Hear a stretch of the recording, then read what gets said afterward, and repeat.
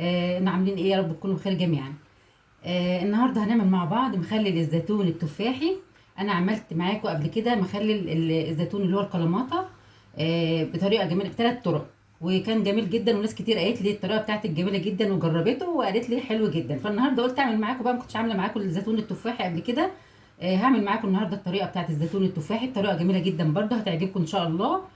كل الناس بتعملها وبتبقى يعني جربت الطريقه برضه بتاعت الزيتون ده، وقالوا انها طريقه ناجحه جدا وجميله وعجبتهم خالص.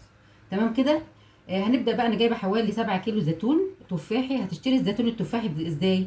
الزيتون التفاحي بيبقى بصوا زي ما انت شايفه كده، مدور. الحجم بتاعه بيكون مدور وما بيكونش الحبايه بتاعته مطوله ولا حاجه، لان في ناس بتخلط الزيتون، في بعض من البياعين بيخلطوا الزيتون بيحطوا منه عزيزي على تفاح على زيتون صغير كده يعني. لكن عشان تعرفي الزيتون التفاحي بيبقى مدور كده زي ما انت شايفه، زي التفاحه بالظبط كده. كله زي بعض. في منه الصغير اهو، انا نقطت لكم منه شويه الصغير، بس بيبقى يكون مدور برضه يعني عشان ما حدش يغشك. بس وانت بتشتري، انا جايب الزيتون ده من سوق العبور ب 18 جنيه الجمله. صراحه يعني غالي شويه الزيتون، بس طبعا مش مخلط. في هناك مخلط هتلاقيه ب 15 جنيه الكيلو، مخلط وبيبقى صغير عن كده بكتير. زي ده كده بيبيعوه ب 15 جنيه، لكن ده انا خدته ب 18 جنيه. لا، بره ممكن تلاقيهم بيبيعوه في اي اماكن تانية، ممكن تلاقي الكيلو منه ب 25 جنيه او حاجه. ولو جبتيه مخلل جاهز بيبقى اغلى كمان، ممكن تلاقيه ب 70 جنيه ويوصل اكتر من كده كمان.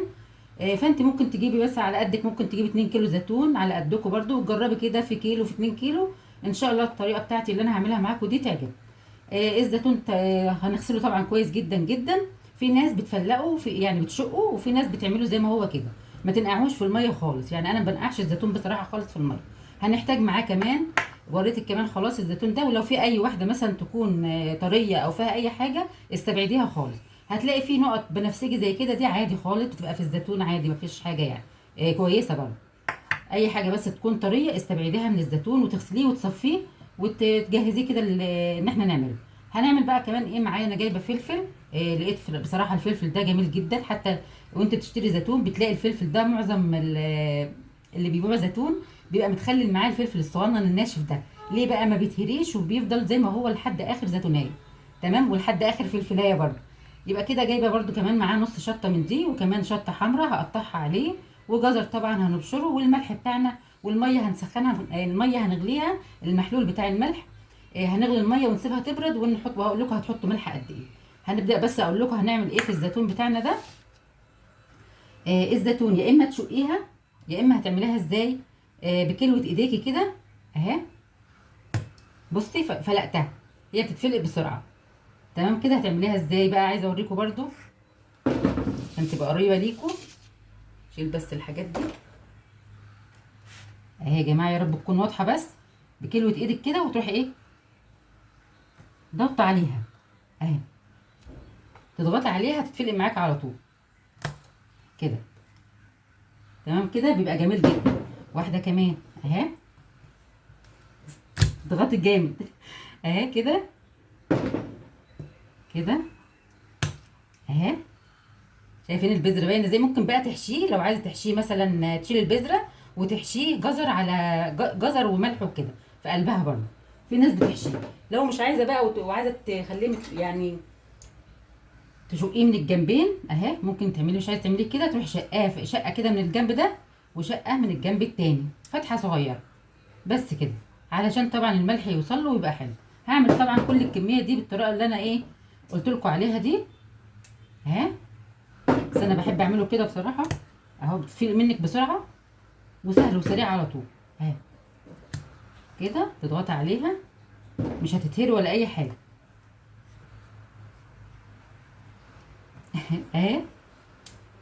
تمام. هعمل بقى كل الكميه زي ما انتم شايفين اهي، كل الكميه بالطريقه دي كده، وبعدين ارجع اوريكم بقى هنخلله ازاي مع بعض. هنعمل الخطوه اللي بعد كده يا جماعه. انا خلاص شققت الزيتون. الخطوه اللي بعد كده ايه؟ كل كيلو من الزيتون عليه نص كيلو ليمون. هنعمل ايه بقى؟ الليمون مش هنعصره زي ما احنا متعودين كده، طبعا لما بتيجي تعصريه ايديك بتوجعك جدا، حتى لو بتعمليه في العصاره اللي هي العصاره اليدوي دي. احنا هنعمل ايه؟ هنشق الليمون نصين كده كله ده حوالي كيلو ونص من الليمون. يعني انا مثلا عامله 6 كيلو، يبقى عليهم كيلو ونص من الليمون. هتشقوا نصين الليمون. حاولي ما تجيبيش الليمون اللي هو اخضر قوي، الاخضر قوي ده بيبقى مرر جدا يعني. شايفين الليمون جميل ازاي؟ الليمون ده برده انا جايباه ب 8 جنيه، من برده من سوق العبور اهو. تغسليه برده كويس جدا وتفلقيه نصين بس كده. وهنحط عليه الميه ونحطه على النار. بس قلت عشان يبرد، يلحق يبرد، ونخلي الزيتون برده مع بعض اهو كده. تمام كده. هحط بقى الميه وهفلق ده كله برده عشان ما نضيعش بس وقت، ناخد وقت طويل في الفيديو. واحطه على النار يغلي شويه لمده 5 دقايق لحد ما تلاقي القشر بتاع الليمون طري شويه صغيرين. تمام كده. بس انا حبيت اوريكي الطريقه اللي هتعمليها ايه اهو كده. كله هحطه على النار بقى ونرجع مع بعض تاني بعد ما يبرد الليمون. خلاص يا جماعه كده احنا عملنا الزيتون كله، فلقته زي ما انتم شايفين كده، زي ما وريت لكم. معايا الفلفل بقى، عايزه اوريكم برده معايا طبعا شويه جزر مبشور. معانا مثلا على ال6 كيلو ممكن تحطي يعني حوالي نص كيلو او ازيد من نص شويه، او كيلو الا ربع جزر. حلو، مش هيقول يعني، مش بيعمل حاجه يعني، جميل جدا وبيتاكل مع الزيتون، بيتاكل قبله كمان. معايا حبه البركه، نحط معلقتين ولا 3 كده.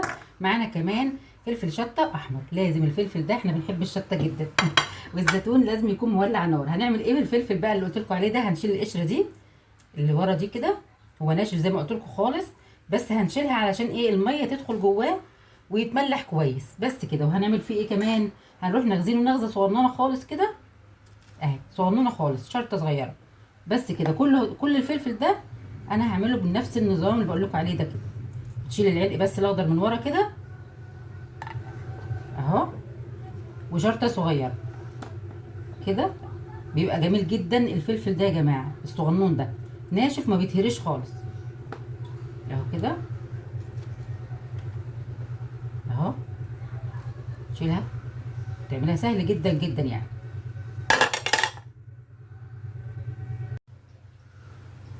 كده خلاص زي ما انتم شايفين اهو، قطعناه كده وعملناه بالسكينه من البوز عادي زي ما انتم شايفين كده. خلاص كده هنضيف ايه بقى؟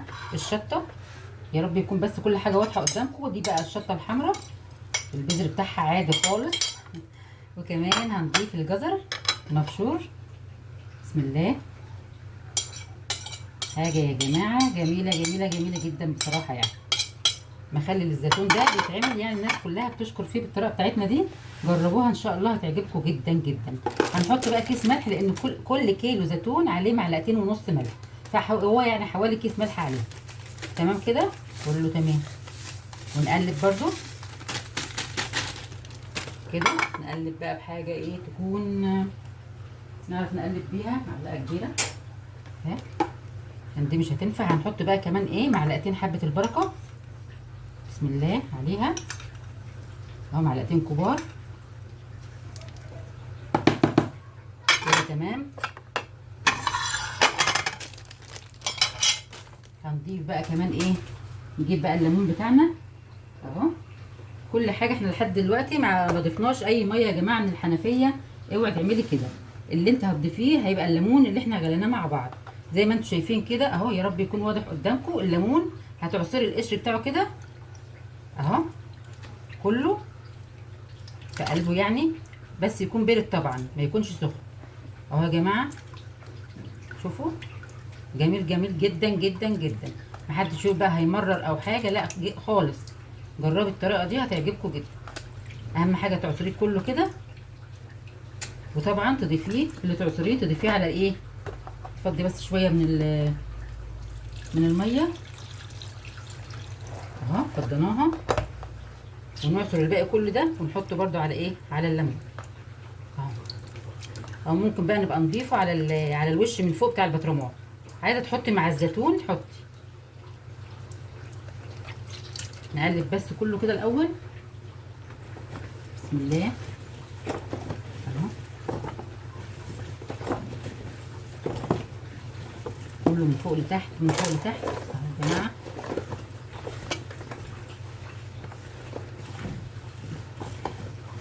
سهل جدا جدا. ونصلي على الحبيب المصطفى صلى الله عليه وسلم. اللهم صل على سيدنا محمد وعلى اله وصحبه وسلم. هنزود طبعا ميه، يعني هنحتاج ميه طبعا، مش الميه دي بس بتاعت الليمون، بس انا قلت لك ازاي تعملي الليمون علشان ما تقعديش تعصري بايديكي وايديك تتوجعك يعني او تتعبك. فتسلقيه كده نص سلقه بسيط كده، وتروحي ايه واخده الميه بتاعته اهو كده. تمام، كله كده تمام. عايزه تفرمي الشطه الحمراء براحتك برضو، افرميها براحتك يعني اللي يعجبك. كده حلو قوي قوي. هنضيف باقي الميه، بس نخلص الاول ايه عصير الليمون كده اهو.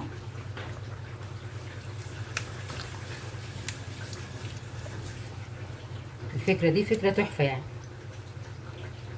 متنسوناش يا جماعه في اللايك، يا جماعه اللايك. حط برضو الباقي اهو زي ما انتم شايفين، وحطينا الملح بتاعنا وكل حاجه تمام، كله تمام.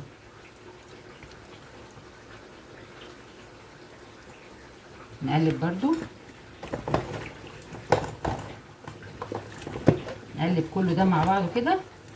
وبعد كده هعبيه بقى في البطرمانات. هعبيه في البطرمان واوريه لكم طبعا، عشان انتوا شايفين مانيش هعرف احط البطرمان اصلا في المكان، فانا هعبيه في البطرمان واوريه لكم.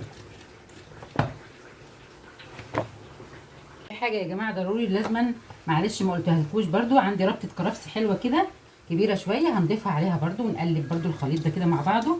هقلبه بايديا بقى عشان كل المكونات تختلط مع بعضها. بس برضو خلي بالكم من الشطه. الشطه طبعا يا جماعه بتبقى حاميه جدا، يعني ما تحطيش ايديكي على بقك بقى ولا عينيكي ولا الاطفال لو معاكي اطفال. انا مخليه بقى طبعا، عشان عايزه اقول لكم مخليه الزيتون اللي هو الكلاماتا، اللي هو الزيتون الدولسي، عاملاها بثلاث طرق برضو مختلفين. فعندك الفيديو لو حابه برضو تعرفي طريقه الزيتون الدولسي، عندك ثلاث طرق اللي يعجبك اعمليه. هعبي بقى كل الحاجات دي. الكرفس على فكره بيديله ريحه جميله جدا وطعم لذيذ يعني بصراحه. اهو كده خلاص لخبطت كل حاجه بايديا بقى. هعبي بقى كل ده في بطرمان وارجع لكم تاني. شايفين الجمال ما شاء الله. كده يا جماعه انا عبيت البطرمان كده. فاضل طبعا شويه زيتون هحطهم في بطرمان تاني صغير. بس شايفين مثلا تعبي شويه بعدين تحط شويه بشر من الجزر، يعني شوفوا مدي منظر حلو يعني. وتحط الفلفل برده كده بطريقه حلوه، فهيبقى جميل جدا. هنعمل ايه بقى؟ الميه دي اللي احنا عملناها اللي هي بتاعت الليمون اهي، هفضيها بقى كلها، يعني ده اللي كان في الخليط. بسم الله الرحمن الرحيم. اللهم صل وسلم وبارك على سيدنا محمد وعلى اله وصحبه وسلم. نهز بس البطرمان كده عشان الميه تنزل اهو. طبعا لو الميه ما كفتش، انتوا شايفين انا كنت غاليه ميه برده، لازم تغلي ميه وتسيبها تبرد. تمام كده اهو كده. نهز فيه شويه لسه طبعا الميه لحد فين. هناخد بقى ايه، نحط بقى ميه من اللي انا غلياها بس بردت طبعا اهو كده. نهز برده عشان الميه تنزل كلها اهي يا جماعه. بسم الله. شايفين الميه لحد الاخر اهي طالعه قدامكم اهي. حط بس باقي اللي هو الخليط ده، الجزر اهو زي ما انتم شايفين. نكمل الميه، مش عايزين نملى برده قوي. هنعمل ايه بقى؟ هنحط بقى القشر اللي احنا قلنا عليه ده، نرصه كده اهو جنب بعضه. قشر الليمون على الوش اهو يا جماعه زي ما انتم شايفين كده. واضح قدامكم يا رب يكون كل حاجه واضحه. طبعا ما نحاولش نملى البطرمان لحد الاخر زيتون، علشان طبعا بيحصل له فوران كده من الملح وكده الزيتون، فما ما يبقاش يوقع عليك على الرخامه ويخلي المنظر مش كويس. فانت هنحاول ايه، والقشر ده بيحافظ على الزيتون كمان. هنحط بقى شويه زيت صغيرين بس على الوش. وادي الزيتون بتاعنا خلص الحمد لله. اتمنى يكون الفيديو طبعا عجبكم بتاع الزيتون والطريقه بتاعتي عجبتكم. هنعمل ايه بقى؟ نمسح ايدينا كده برضو تخليه كده نضيف اهو. نجيب بقى ورقه ستريتش صغيره او لو عندك كيس من بتوع التلاجة براحتك، يعني اللي موجود عندك اعمليه عادي يعني. ده بقى طبعا عشان احنا هنقفل عليه، مش هنفتح عليه دلوقتي خالص غير بعد مثلا حوالي مثلا شهر، شهر ونص كده اهو. مش هتقطع ليه.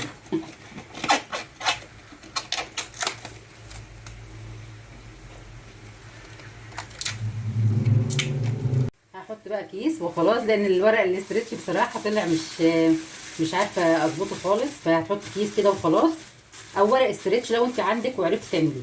تمام كده. وهنغطي عليه بقى كده، مش ما نفتحش عليه خالص لحد ايه بقى، يعني من بعد شهر، شهر ونص كده تفتحي تشوفيه مثلا عامل ازاي. بس كده اهو.